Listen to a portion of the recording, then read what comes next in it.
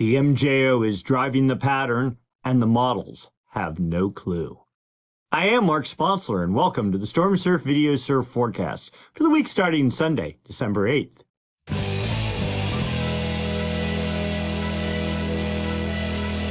Storm surf, waves, weather, buoys, altimetry, snow, temperatures, El Nino, weather analysis, essential data for outdoor people, all the time, no hype.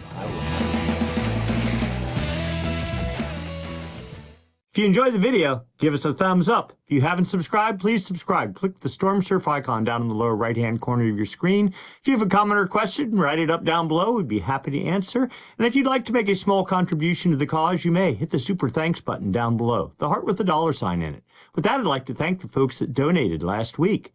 Jake Marlowe, very, very generous contribution. Thank you so much, Jake. I really appreciate it. Tim Caston, Our Predicament, Evolution Moto, our longtime contributors, thank you all so much. And then Ashwin Sodhi and Reed Carter. And Tim Caston, I got you already. And Reed Carter, yes, my buddy from down in Santa Cruz. Thanks, Reed. I really appreciate it. And with that now, let's get to work. We'll start by looking at significant wave heights across the entire planet, starting in the North Pacific. Yes, we have a pretty broad gale developing with 26, almost 27 foot seas. Let's see what it says here. It says actually 32 foot seas. Oh yeah, probably in a little tiny pocket right there. But in general, broad area of agitated seas generating swell targeting Hawaii and the U.S. West Coast. It's wintertime, and we're getting, finally, what we paid for. Down in the South Pacific, little gale producing 26, 27 foot seas targeting Patagonia, Chile, and maybe up into Peru. Another little something trying to push under New Zealand, 26 foot seas, but over a very small area. North Atlantic has 26 foot seas aimed off to the north, not really targeting anywhere other than Greenland. And the South Atlantic, 22, 23 foot seas targeting South Africa. And pretty much the same thing over in the Indian Ocean, little area of 22-ish foot seas, southeast of Madagascar, another little pockets of 18 foot seas, somewhat targeting Australia and the Mentawai Islands. So really, it's hard to believe, but I can finally say it. The star of the show appears to be the North Pacific, and it's only just the beginning. But first off, let's start looking at current conditions. We're going to look at some buoys. The Grays Harbor Buoy, Washington, right there off the Columbia River between Oregon and Washington. We're looking at all the energy hitting that buoy currently, the whole way up from 33.3 second period, super long period energy, down to 5 second period pure wind chop. Where the spikes are is where the most height is, 6.2 feet at 14.3 seconds. That delineates some sort of a swell, but that swell is not just this one thing here. You take into account everything on the shoulders too, and that really is what comprises a swell. And you see some 9 second period wind swell in there as well. So let's see how well our algorithms do here trying to pull out the swells. Primary swell, 9.5 feet at 13.3 seconds from 273 degrees. Okay, I see what it's doing. Surf from primary swell, 12.6 feet. It's definitely big up there. And then the secondary swell, 7.2 feet at 9.7 seconds from 283 degrees. And that calculated the integration of the height and the period makes for roughly 7 foot surf. The other thing to keep in mind here, the chop height. This is all the energy between 2 and 5 seconds. Just a rough approximation, 2.8 feet. If you're in the 1 to 2 foot range, that's pretty clean. 2 to 2.5 feet, maybe 2 3/4 feet, it starts getting pretty lumpy. And once you're into 2.8 feet and 3 feet, it's normally pretty trashed. All right, let's go check some other places down the coast. Down to Northern California, Point Reyes Buoy, 029 off of course, Point Reyes, California, just north of San Francisco. Same sort of profile developing, a peak here of 6.3 feet at 13.3 seconds, and some wind swell mixed in. Primary swell, 7.7 feet at 13.4 seconds from 291 degrees. Theoretically, that's 10 foot surf. And that is what is, it's dark here as I'm recording this, but that is what is, some sort of maybe a lesser version of this is supposed to be impacting the coast Monday morning. Secondary swell, 6.7 feet at 10.1 seconds. and that's about 7 foot. And how is our chop height doing? 3.2 feet. Yeah, winds are blowing pretty hard just off the coast, so not unexpected. Hopefully a change in the wind pattern will be advantageous come Monday. We'll get into that in a minute. Down to Southern California, the Point Loma South buoy off of Point Loma. That's basically, San Diego area, buoy number 191. We see a little pulse of energy here in the 12, 13, 14 second period range and some other stuff dribbling in there.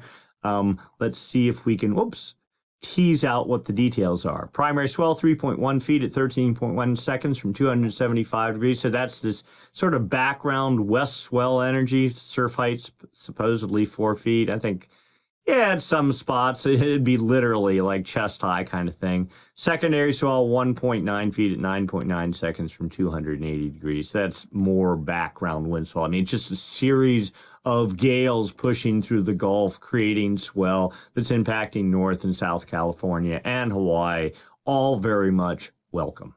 Then we go over to Hawaii, North Shore of Oahu. Now a smaller pattern here. You see bits of energy at 11 seconds and 9 seconds, but basically we're just in between swells. In fact, let's go do this first. Primary swell, 3.1 feet at 10.3 seconds from 321 degrees, so northwest swell. It makes for 3 foot surf. No secondary swell. There was actually waves this morning in the head high to 1 foot overhead range, maybe even a little bit more top spots. Now here, you can see this. This is the surf height from the primary and secondary swell. The red is the primary swell, the blue, the secondary swell. But, and this is just calculated surf heights based on the buoy, but you get a sense of what the trend has been. A little bit bigger swell. This was on 12.6 into 12.7. What was that? I think that was Friday. Saturday, it came up a little bit. Sunday, it's coming down. But it's pretty safe to say it's going to go up from here. All right, so let's go back in time and look at what's been going on. We're going to start in the North Pacific here. And before we do that, I'm going to tell you a little story. So yesterday, Saturday, I was surfing with a buddy of mine. He had some questions. We went to go look at the models. And I go, the models haven't updated for a day. I go, I better go look at one of the servers. This happens from time to time. One of them gets kind of hung up. It's normally a little software issue. And I just go close a hung process and everything picks up and it's fine. I get home. The main server that drives all the wave models was hung, like real hung. Like I couldn't even get to look at a directory of what's going on the C drive. And it was just dead. And basically the software was prompting me, telling me, you need to go reload your operating system. That's always a very bad sign. I'm going, oh no, the hard drive crashed. I mean, it's not the end of the world. I do have another hard drive, but that means days of futzing around with setting it up and all that kind of stuff. Make a long story short, the good news is the repair process actually took me through downloading the operating system and reinstalling it without wiping out all the thousands of scripts that run on that server and all the settings and everything. So basically that happened over like 5 hours yesterday afternoon. And then I spent all this morning trying to get everything reconfigured. And basically the first time I tried running the normal process that downloads all the raw data and starts building all these images we're showing you, worked right out of the bat. So we have fresh data, but there was about a 2-day gap, and you're going to see it when we go through these hindcasts here. Anyway, all right, so let's go to Thursday, December 5th. A gale started developing here in I'll call it the northwestern Gulf of Alaska. Seas building to, 23 feet? 25 feet. So you see a little plus sign here. There's the plus sign there. That's the location of the highest seas over this entire domain. So 25-foot seas. And I think, let's see, we got to about another 25 feet. And then, so that got us to Friday. And then notice the big jump. Another gale formed behind that, but I don't have the date on it because the server was like having a conniption fit. But here we go, Sunday, and then the latest image. So there's 2 gales in there. One of them has already passed Hawaii, but is bound for the U.S. West Coast. The next one getting geared up. You can see the swell front heading towards Hawaii. The South Pacific on Friday, November 29th, like more than a week ago, a gale developed under New Zealand. You see it here with, not impressive 24, maybe 25-foot seas sort of thing. That system, and there's yet even more of it here into Sunday there with 26.6-foot seas. Swell from this system is just starting to hit Hawaii, bound for the U.S. West Coast. And I'm saying this mainly looking at our friends from Southern California, because they're the ones that are going to see most of this. North of Point Conception, I think there's going to be too much other activity for it to even be noticeable. Anyway, let's see. And that we're taking this out till Monday, right? And we go through the rest of the week now. After that, there was a series of small systems. Oops, that was it. But nothing really supportive of swell production. So the last southern hemi swell of the season, and here we are, practically mid-December, is starting or poised to arrive in Southern California. Take it and enjoy it. In the North Atlantic, the pattern that has been in play continues to be in play. You just watch system after system push off the northeast U.S. coast, starting to spin up, race off, passing north of Ireland. There we go on Thursday, another one up there. And then here comes another one that developed on Friday, pushing off. And there's the gap again, pushing up towards Ireland and then, Greenland and Iceland. And then there you go. And then Tuesday, down in the South Atlantic, yes, a gale developed, but notice most of the seas all bound towards Antarctica. Maybe some sideband swell resulted. Here we go. It pushed, but it did continue to push off with 26-foot seas, working its way slowly, ever so slowly. Oops, there we go. That was it, towards South Africa. So maybe some little swell for that area. And then the Indian Ocean over the past week, well, it's not really the season. We don't expect a whole lot. But here we go on Thursday. What was that? 35-foot seas building to 38 or 36 feet. And then still in the 35-foot range. Then we had the break. But you can see the swell front right here pushing towards the Mentawai Islands, Bali, Western Australia and Southwestern Australia. So some activity still in the Indian Ocean. Good deal. Right, so let's go do a deep dive in the North Pacific. We're going to start by looking at jet stream level winds. These winds up about 30,000 feet help support the formation of gales. When those gales form, help direct their track. We are looking for a dip in the jet, a trough, just like right there. And what that helps do is create a counterclockwise flow aloft, and it also manifests itself down at the ocean surface. That's the hallmark of low pressure in the northern hemisphere. And of course, low pressure, if it's strong enough, generates winds. Those winds get traction on the ocean surface, imparting energy into the ocean, resulting in seas, raw, unorganized sea state. As those seas move away from the fetch area, the lesser period elements decay away, exposing longer period groundswell. And of course, groundswell, when it hits your beach, like over here in California or down Hawaii, results in surf. Having a strong jet stream is a very good thing, and a consolidated jet stream. And you see the jets kind of split over land here, but as soon as it gets off of Japan, it consolidates. Winds build strongly to 210 knots. We don't get to see that very often. Digging out a nice trough, consolidated, pushing to a point almost past Hawaii.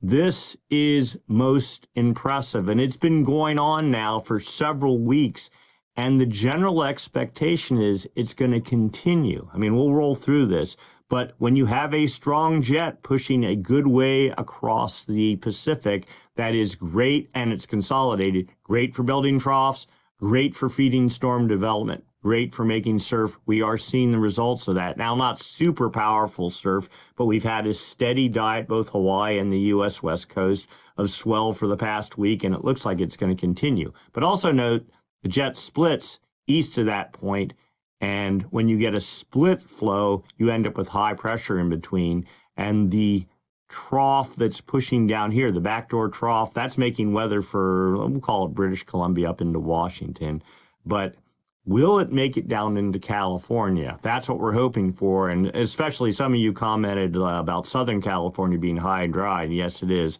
And it's a La Nina year, and that's not unexpected. Anything to try to push moisture south would be a welcome thing. Now, part two of this, and I'm going to sort of jump ahead without really doing it. There's an active MJO over here in the maritime continent, actually down on the equator here, so in this area here. North and south of that, that helps support low pressure development. But in this case, I think the active phase of the MJO is injecting energy into the jet stream.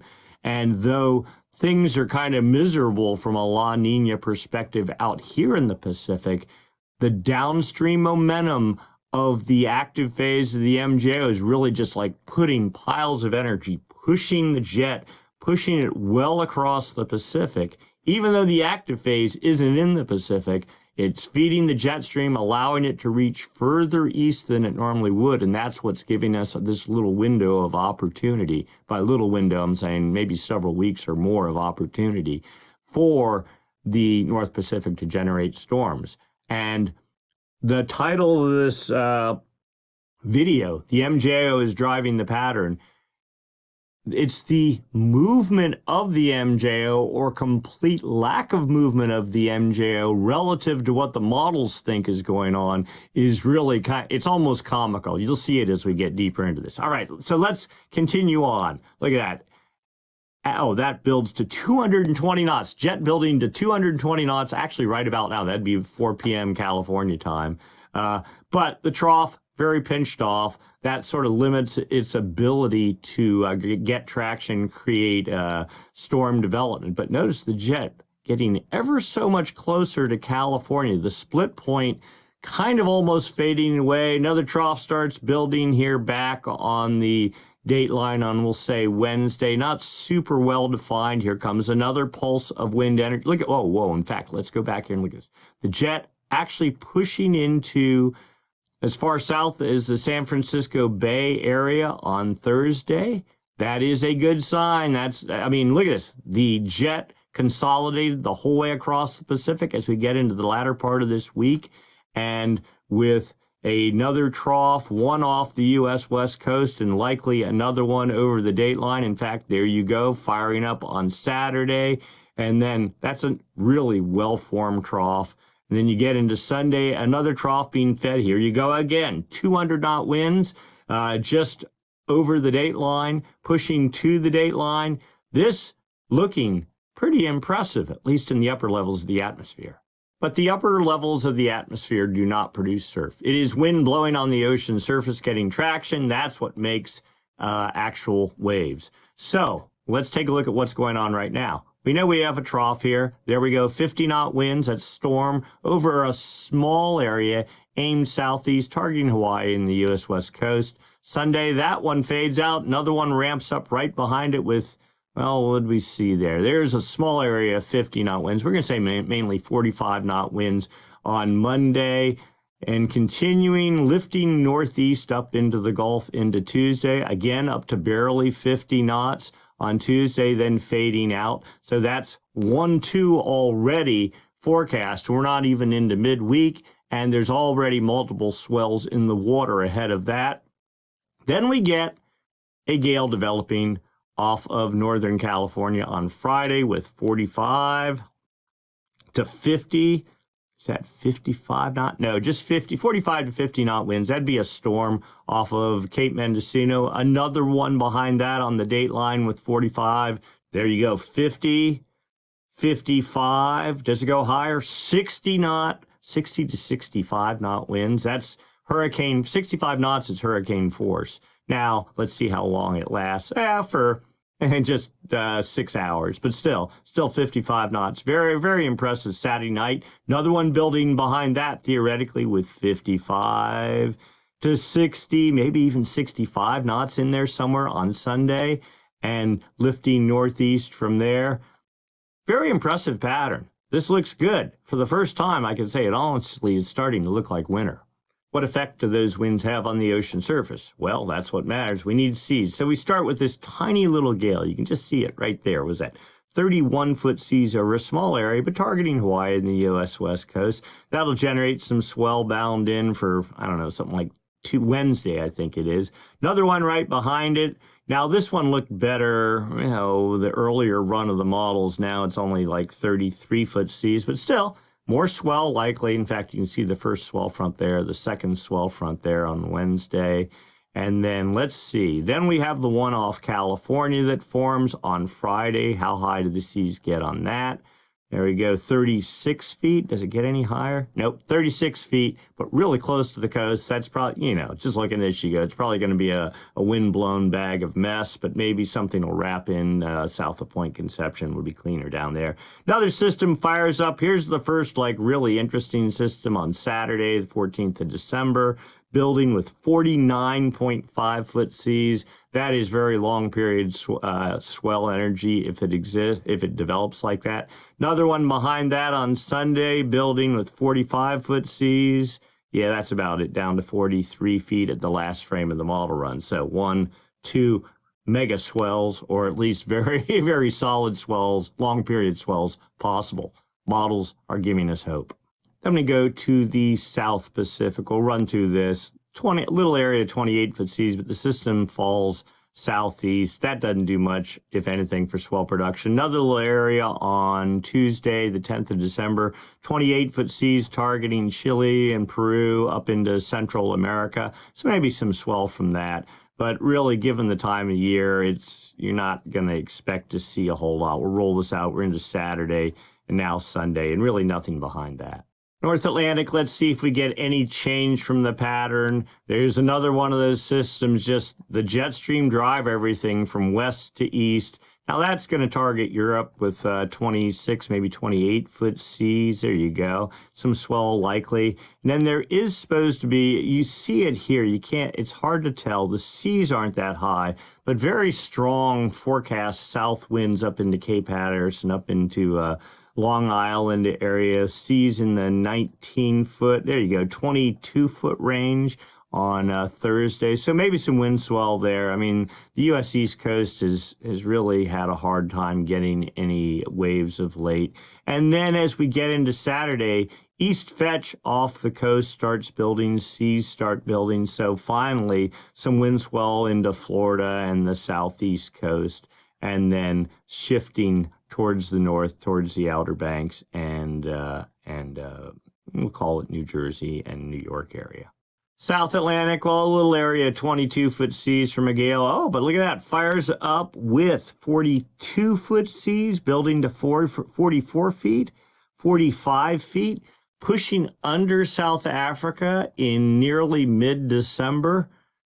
That is a gift for sure.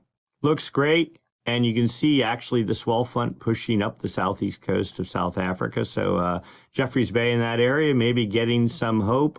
And let's see what happens after that. Then another little gale. There you go. Tiny, but 35-foot seas on Sunday. Now that's a week out. I don't know if I'd believe that. But again, maybe a little hope for surf. And then the Indian Ocean. Let's see how much from under Africa makes it in. Well, there you go. It's in the swell window. A long ways away for the Mentawais and Bali and Western Australia. But what do we have? 43-foot seas. Then that system fades. Let's see if it can rebuild any momentum. Well, it continues with 26-foot seas the whole way into Friday, the 13th of December. And targeting Western Australia. This is a tropical system forecast too there. We'll see if that happens. And where are we at now? There's another system pushing in. So a pretty steady flow pushing under South Africa into the Indian Ocean, providing potential beyond. Local wind forecast for California right here. Point Conception is Southern California down here, Central California up here to the Golden Gate, and then Northern California out here. A northerly, I'll call it a wind event. Not really. 20-25 knot north winds. We saw the 3-foot chop height thing on the buoys off of Point Reyes, which would be roughly right about there. So pretty close to that fetch. Why? Light trades, not bad at all. Anyway, let's get into Monday. Light northeast wind event for Northern California as expected. In fact, let's see.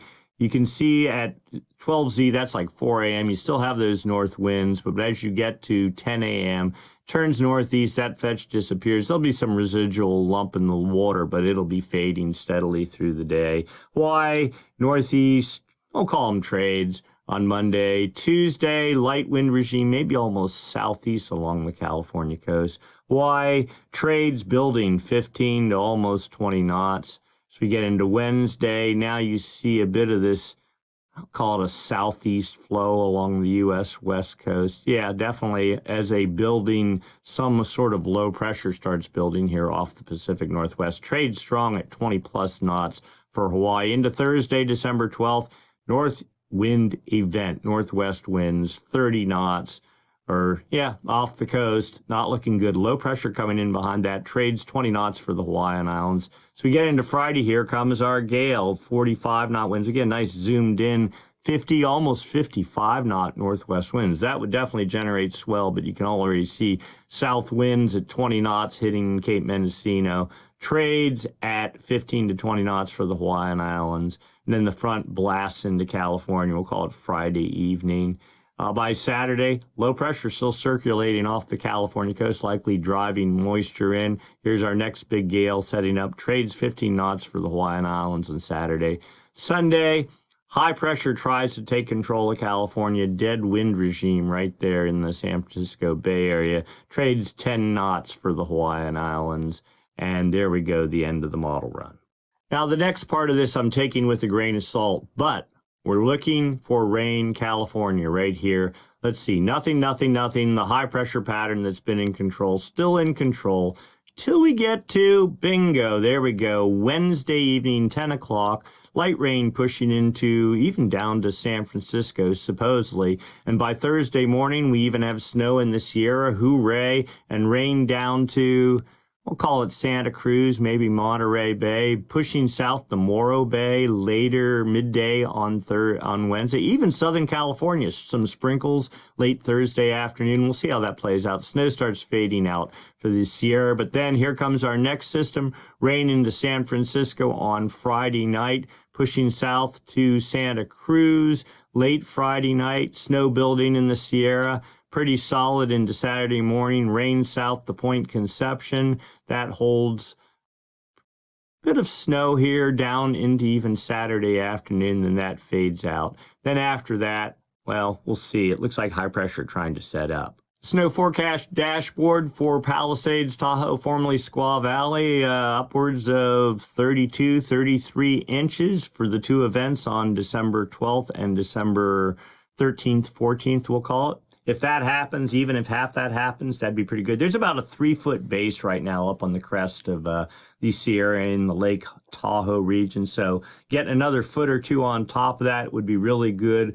One, for helping to just build the base and maybe get, I think there are many resorts that are open, have a pretty fair amount of terrain open, but they're doing everything they can to conserve what base they have while they wait for something to dump on top and build the base up a little bit. So this might be a very good thing. Let's go check out some other resorts.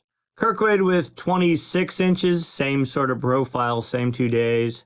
Now, unfortunately for Mammoth, because they're further south, they just, the jet stream and everything, all the activity seems to be further north. We'll call this 9 inches, maybe 10 inches, something like that. Then back to Palisades, Tahoe. Let's go check out the snow levels.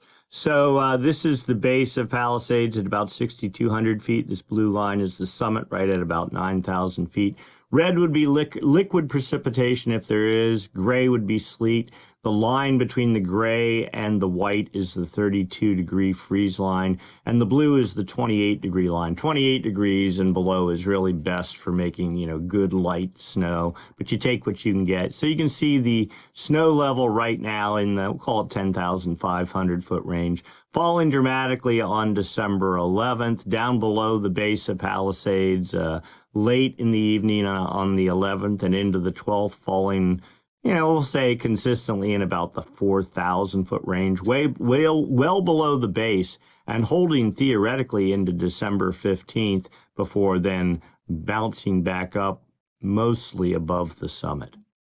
All right, so what is the surf going to actually be like? We're going to start up north, just generally the Pacific Northwest, Columbia River. This isn't for any one spot. It's just sort of a broad brush view of sort of surf height, calculated surf heights. So big today, 15 feet, but as we get into Monday, surf falling into down to the 3.5-foot range. But then Tuesday coming back up into the 9-foot range on Tuesday, fading in the 6 feet on Wednesday, back up on Thursday into the 13.5-foot range. Friday, later fading, but Saturday back up to 15 feet and then fading from there. Let's see if we can see what winds are supposed to be doing. It looks like offshore on Monday, Tuesday, Wednesday, Thursday, little break there. Friday offshore, Saturday offshore, blowing pretty hard, 25 knots there. And then coming out of the south as we get into Sunday. So you could pick your time and spot accordingly. Swell heights fading from 10 feet at 13 seconds into Monday in the 5 feet 11 second range. Back up to 6 feet at 15 seconds on Tuesday, Wednesday, 4.5 feet at 12 seconds, that same swell. I mean, these are just swell after swell coming from the Pacific Northwest. You can look at the swell angle here. Another little pulse comes in 9 feet at 15 seconds early Friday. Saturday, yet another one at 10 feet at 13 seconds. You get the general idea.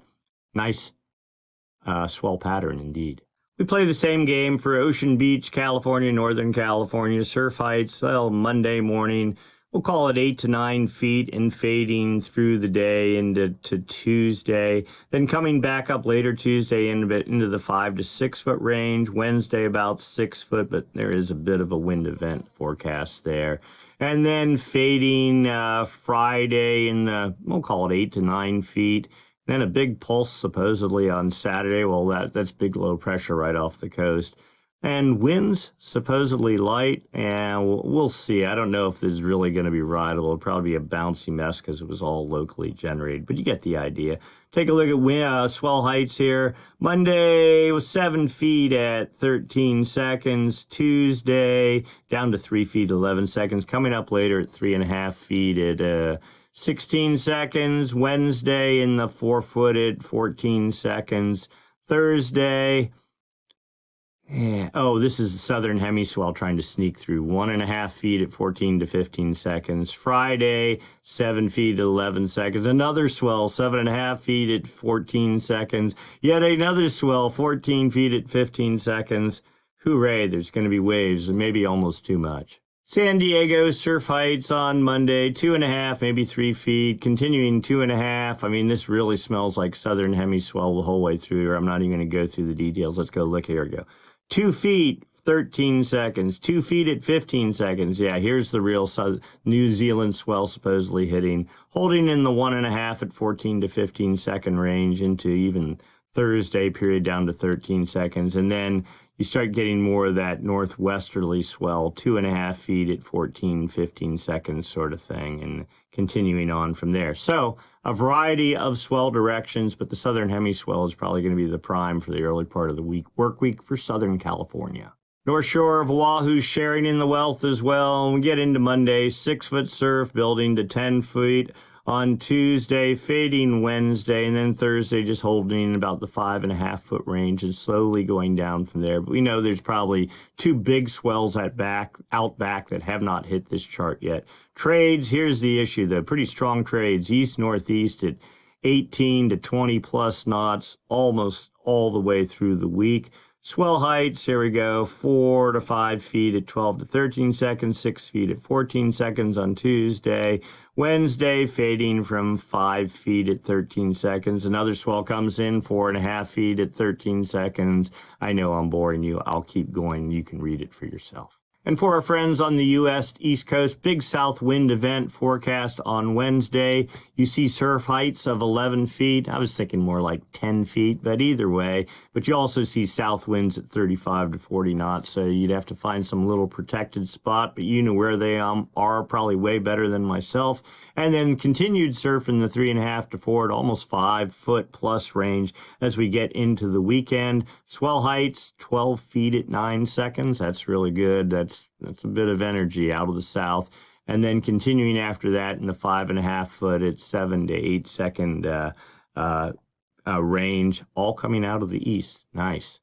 Right, let's go take a look long term. What's going on with the MJO, the Madden-Julian Oscillation, and El Nino Southern Oscillation? These two other oscillations are the major influencers and drivers of surf and rain and snow production in the Pacific Basin.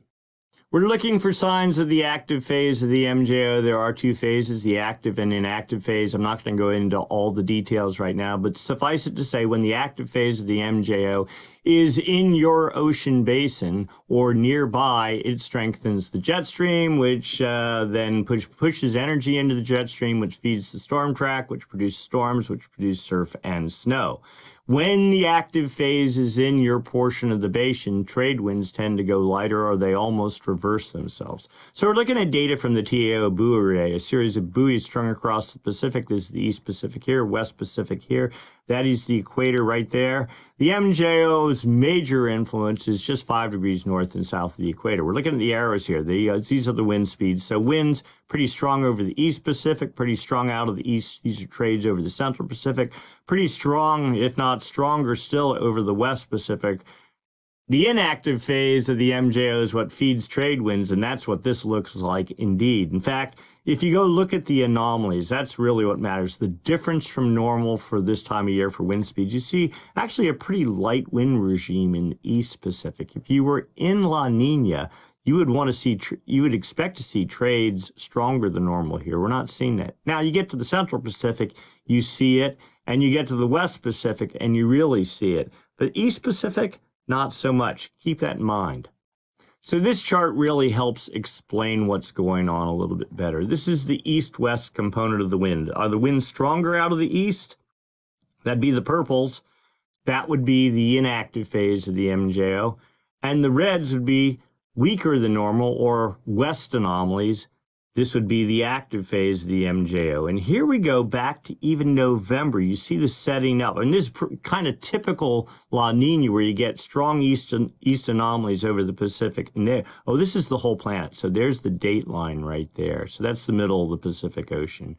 125 east is where the Pacific, the West Pacific begins. And you see, for the most part, west anomalies just nuking over the maritime continent and forecast holding, if not building, for the next 2 weeks while east anomalies build. The models, so this is part of the title of the video too. The models keep showing, and we're going to go look at it in just a second, that this active phase of the MJO is going to somehow magically crack a hole into this impenetrable wall of easterly anomalies and start moving across the Pacific. It hadn't done that so far. I don't think it's going to do it. But the very interesting thing is you saw the jet stream. The jet stream literally is flowing this direction across the chart. Here is your active phase of the jet stream. Here's the date line. We know the jet's strong, making it over to almost somewhere around in here. So I'm thinking the momentum as the jet passes over this area, the active phase of the MJO is just pumping energy into the jet stream. It helps build it momentum to make it across this death zone in the Pacific, which is giving us our surf pattern. Maybe not perfect, maybe not great, but it's giving us surf. And that pattern looks unchanged. And this is the GFS model forecasting that for the next 2 weeks. I think it has a better handle on things than any other model so far.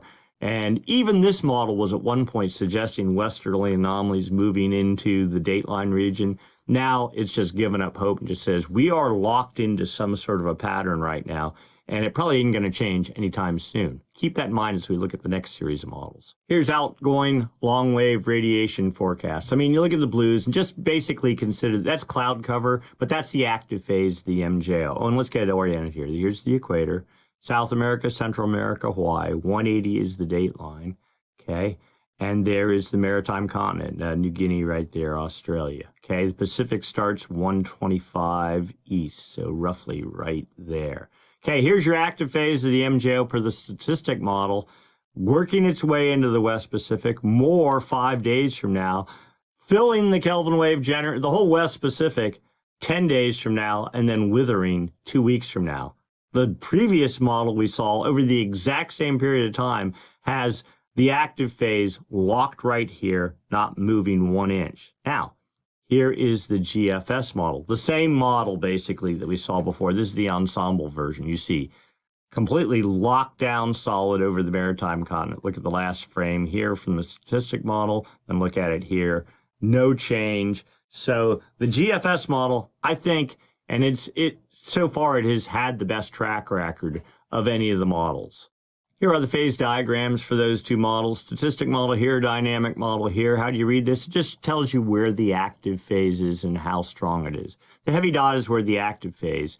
So the MJO moves west to east around the planet, right? Active phase on one side of the planet, inactive phase on the other. They rotate around the planet like that. So here you go. This says, this is the statistic model again. Active phase, and the heavy dot, the further away from this circle it is, the stronger it is. So the MJO moves from west to east. It really organizes in the Indian Ocean, moves to the maritime continent, to the West Pacific, to the East Pacific, under the United States, across the Atlantic, over Africa, back to the Indian Ocean. So you can see where the active phase has been through November into, now here's December. I mean, hardly moving over the past week, just sort of hanging here over the maritime continent. Statistic model says somehow miraculously it's going to move right into the West Pacific and be 2 weeks from now.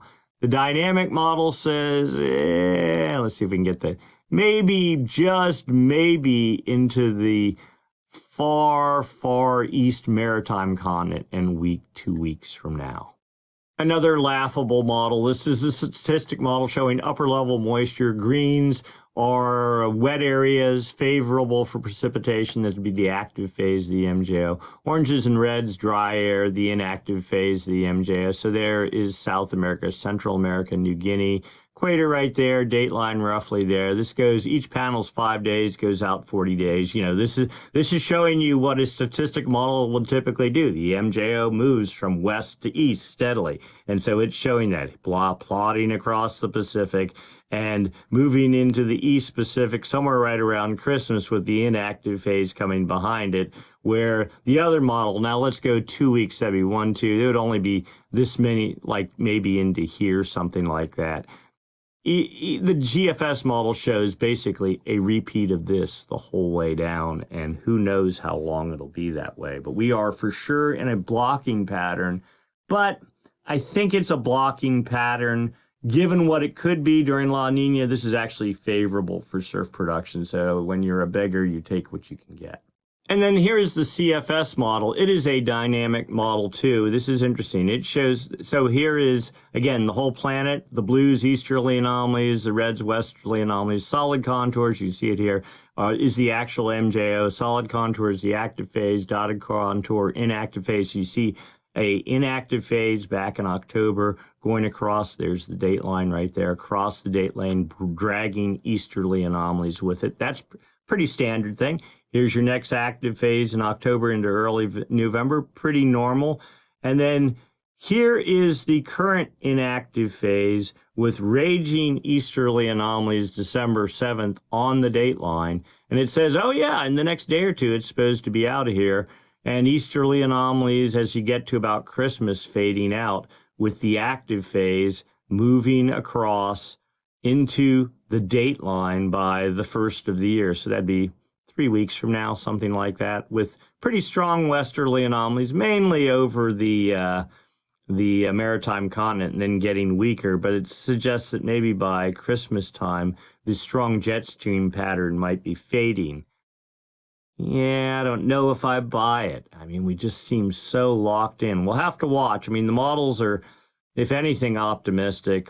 We'll just see. Depends how much of a skeptic you are. And then, of course, here's the CFS model going out 3 months, past performance here, the future up here. There's the date line running right up the middle. So here is our current inactive phase and nuking easterly anomalies. I mean, past performance, you do see they are slowly working their way off to the east, not as quickly as I think the model initially projects. And here's our active phase of the MJO with westerly anomalies working their way to the date line by Christmas time, and then sort of filling the whole area around the date line. I mean, this would be great too if it happened. I'm not dissing this model. and that would hold into almost the whole month of January. So January would be a big target for swell production. Then things sort of mellow out. Let's overlay the MJO, right? There's our current inactive phase of the MJO, nuking, peaking right now. The active phase of the MJO following behind, reaching the date line. At least the contour is on about December 16th, but westerly anomaly is not really getting fully initialized till about Christmas time, holding off into late January, and then things just kind of mellow out after that. I just don't know what to think of it. I don't know whether I believe it or not. Seems we're pretty locked in, at least for right now. Okay, well, if we're going into a La Nina, or we are in La Nina theoretically, then sea surface temperatures should be fading in the East Pacific and getting cooler. So we're looking at data from the TAO buoy array. Again, there's a series of buoys strung across the equator. This is the East Pacific. This is the West Pacific. These are the anchor lines on the buoys. Those X's are sensors strung down the anchor lines. The sensors give you hard data, use a model to fill in the gaps, and you get a profile of where the warm and cold water is in the Pacific. The 30-degree isotherm gone in the West Pacific. 29-degree isotherm is backtracking from last week by 4 or 5 degrees. The 28-degree isotherm also about 4 degrees off to the west, suggesting strong easterly anomalies in control, especially in this area. The 24-degree isotherm kind of holding, but pretty shallow in the east. But it is not actual water temperatures that matter. As always, it is the anomalies. Difference from normal for this time of year. If I find just normal temperatures during a La Nina year, to me, that's a good thing. It's not like we're 4 or 5 degrees below normal. And you can see it here. Yeah, normal, 1 degree in the West Pacific, even normal setting up in the East Pacific. This area right in here, probably the coolest, or just 1 degree below normal. That's like nothing. That's not a La Nina at all. Now, that's the TAO buoy version of the world. Here is the, let's see if we can make that a little bit bigger for you, the GODAS version of it. And you see a broader expanse of cooler waters pushing into the east, warm water build up in the west. But I mean, this is still not a raging cool kind of subsurface temperature profile, just kind of. In fact, I got another chart will help put it all together. But let's go look. This has some satellite data added into it, and that tells even a better story. Pentad sea level anomalies. This is the height of the ocean. There's the equator. There is the date line. South America, that'd be Chile, Peru, Ecuador, Central America. Date line there, New Guinea there. We're interested in 5 degrees. There's 10 degrees north and south. So just 5 degrees north and south of the equator. And we're looking, these negatives, these are not temperatures. This is the sphere of the ocean. Is it higher or lower than normal in centimeters? -5 centimeters. We're talking, what, that much, something like that. Okay. If you have cold water at depth, it contracts and the ocean surface sort of collapses, just like the earthquake we had off the coast the other day. If it was a sort of upward thrusting fault, when you get that, it takes lots of water and displaces it, and that's what creates a tidal wave. Well, likewise, if you have warm water at depth, it expands. Now, moving much slower than a tidal wave, but you'll get positive anomalies like over there, 10 centimeters, 15 centimeter anomalies. So warm water in the east, cooler water in the west, but not much cooler. 5 centimeters is like, that's not a La Nina, really. That's a La Nada, if anything. And we can see this over time. So here we go. This is the West Pacific here, East Pacific over here. We're going back a year, December 2023, the last fading remnants of our El Nino with warm water pushing across into the East Pacific. The beginning of our La Nina in January and February with 1, 2, 3, 4, 5 cold pulses, the last one in September. And you see the extent of the cold water, how big it was, and holding there in the fall. And now you see it withering away to just a small area in December 2024, while warm temperatures, 1, 2, I wouldn't call them Kelvin waves, but you get the sense that there's something going on where warm water, and you see it building here in the West Pacific. It's trying, I don't know that it's getting a foothold like in an El Nino sense, but with the jet stream raging as hard as it is, you just get the sense that El Nino is trying to get organized, and it's just got this headwind just slamming into it and not allowing it to get any traction. And from our perspective, I think that's a good thing. So subsurface is cool to know, but it's really the interface of the atmosphere and the ocean surface. So what are sea surface temperatures doing? If you have cold water on the ocean surface on the equator, that supports high pressure development aloft, and that is the hallmark of La Nina. If you have warmer than normal surface temperatures on the equator, they promote evaporation, which supports low pressure, which supports El Nino. So here's our current setup: South America, Central America, Hawaii, U.S., New Guinea, the equator right there, dateline right there. Cooler than normal waters, but you know, normally during La Nina, you'd expect to see them right there. But where is the focus of all this right now? Out here. So this kind of smells like a Modoki La Nina. It's a La Nina, but not really getting a lot of traction. Of course, you see warmer than normal temperatures north and south of that, but really that is the interesting driver there. What's been the trend over the past 7 days? Like last week, only more so, temperatures actually warming in the East Pacific, where you'd expect them to be falling. Whatever the pattern is that's going on, those westerly anomalies that are over there that are feeding the jet to rage this way, and you end up with this sort of I'll call it a slack wind pattern, or just very weak east anomalies. Right here is where the strongest of the east anomalies are. And yeah, temperatures are dropping a little bit, but not markedly. Now, this is only a 7-day trend, but you get the general sense that this is not some raging La Nina at all. Here's the sea surface temperature trend in that area, the 1.2 region. That's right there off of Ecuador, the spot we showed that was getting warmer. You can see it here too. Current temperatures, let's slide it down here. 336 thousandths of a degree below normal, a third of a degree below normal. And we've actually been, you know, not in a bad place at all since like mid-November. You see how the temperatures were much cooler back in September, October, presumably by strong easterly anomalies creating upwelling in that area. That upwelling seems to have markedly dissipated. Now let's go out to the official El Nino monitoring region, the Nino 3.4 area. That is on the equator from a point south of California out to about the dateline. Temperatures today, 919 thousandths of a degree below normal right there. This is not corrected or anything. This is just sort of like the raw historical data using a baseline that we've been using for the past 30 or 40 years type thing. I mean, that's probably not technically correct. But anyway, half a degree to 1 degree is considered below normal. There's your normal there. If you're half a degree plus or minus, that's considered completely normal. There's always variations in water temperatures. Half a degree to 1 degree, that's considered weak La Nina. That's right where we are, and doesn't appear to be moving, but it is not corrected data. So here's the corrected data. This is the Nino 3.4 region right here. They update it, correct it every week. You can see it going back in time. You see we've been minus a tenth of a degree, maybe minus a half a degree. Today's value minus a third of a degree.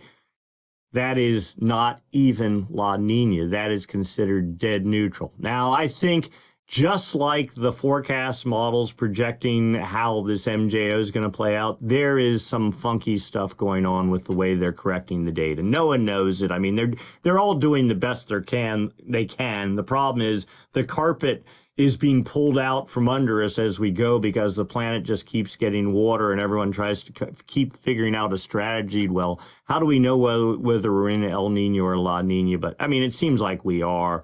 I almost think this is understating the extent of the La Nina. I think the data we looked at before that says temperatures are like 3/4 of a degree below normal. That's probably closer to reality. All that said, how does this stack up, this La Nina? In fact, someone asked, it might have been Evolution Moto, I'm not sure, asked, how does this La Nina stack up compared to other La Ninas? Okay, so one way, they have this multivariable ENSO index. It's not just looking at sea surface temperatures, but it's looking at pressure and winds and a bunch of stuff to sort of give you a sense historically. Well, there's where we are. This has it at, oh, there you go, about 3/4 of a degree below normal. You see we had that 3-year running La Nina just a couple of years ago.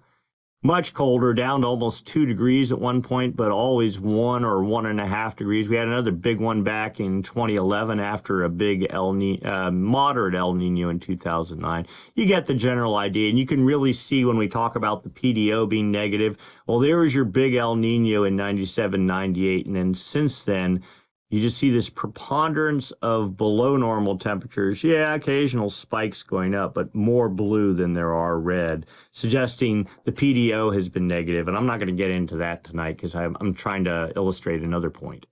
All right, so this is a funky little sea surface temperature anomaly animation I built. I think it only takes 2 data points a year, in August and December. And just to give you a sense, and we're going back to 1985 here. Yeah, there's December 85. See cooler temperatures on the equator, but no marked El Nino. Sort of a mixed bag here in 86. There was an El Nino in 87 that tried to get warmer temperatures. There is a real El Nino there with the cold temperatures south of California in August and continuing into December 88. I'm not going to go through all this. This goes up to like 2020. But let's see if we can pick out. There's 91, weak El Nino, followed by a little bit of a weak La Nina, or even a nada behind that.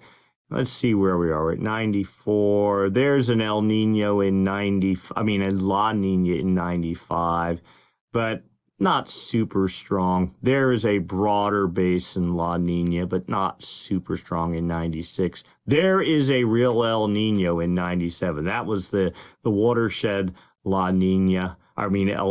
You see it into December. Even in August, it was clear as day. December, clear as day. And then here comes in August of 98, the La Nina behind it. There it is again. And it sort of persisted for a few years after that. Anyway, you get the general idea. This La Nina, I don't think it compares to any of those. And then finally, what does the atmosphere think is going on? We look at the difference in pressure between Darwin, Australia, roughly in the Indian Ocean, Tahiti in the Pacific Ocean. When pressure is higher in Tahiti, the index is positive, and that sort of gives you a sense that you're at least in the inactive phase of the MJO, if not La Nina. And we are positive today. Daily contribution 17.07. You see we were up pretty high 2 days ago at 28. And the trend has been generally positive for the past month. 30-day average takes some of the noise out of it, but it's definitely building. 12.91. Where were we at the beginning of the month? Basically neutral. We are definitely in La Nina territory now. And the 90-day average, sort of a hindcast, 4.94. Where were we a month ago? Pretty much the same place, but it's trending upward. Let's go look at a graph real quick. Here's the 30-day SOI average graphed out. You see here was our big La Nina a couple of years ago. Then here was our weak El Nino last year. We've been hovering at neutral, and now just in the middle of December, we finally tick up into La Nina territory. Not strongly so. Typically La Ninas peak out in Thanksgiving. We're a little bit behind that, but not horribly so. But we are moving into La Nina territory. What does the CFS model think we are going to do sea surface temperature-wise? Here's the forecast for sea surface temperature anomalies in the Nino 3.4 region. Here's November. Here's where we were. In December, it projects us down to -1 degree. All the PDF corrected data says we're at like -0.3, something like that. And this is supposedly corrected the same way. I think this is just grossly overhyped. I suspect it will probably come in December down at maybe half or 0.6 of a degree, and that's about as far as we're going to go, and then our La Nina fades from there. But we'll see. If you have a different opinion, let me know. Write it up in the comments. I'm always interested to hear what everyone has to say. All that aside, looking at the big picture, there is swell in the water. There is swell on the way. This whole week looks like surf, and if you go look out 2 weeks and beyond, it looks like if anything, bigger surf coming beyond that. So kind of the La Nina, El Nino thing, it almost kind of doesn't matter because the active phase of the MJO over in the far west Pacific or over the maritime continent is feeding the jet stream, and that's erasing a whole host of other evils Rain, yes, that's an issue, but even though with that, we're supposed to get some rain and some snow. We'll see what really happens is that later this week or so. But for right now, things looking pretty good. An early Christmas pattern or Christmas present pattern appears to be setting up with surf and some snow on the way. Take it. Let's make the most of it during La Nina years. You cannot sort of slough off and go, oh, I'll wait for the next swell. No, you better take it while you can, because this pattern could change at any time. I don't think it's going to immediately, but as we get into January, we could be into something altogether different. That's it for this week. If you enjoyed the video, give us a thumbs up. If you haven't subscribed, please subscribe. Click the Storm Surf icon down the lower right-hand corner of the screen. Comments or questions are welcome. And if you'd, of course, like to make a small contribution to the cause, we always welcome it. Hit the super thanks button down below, the heart with the $sign on it.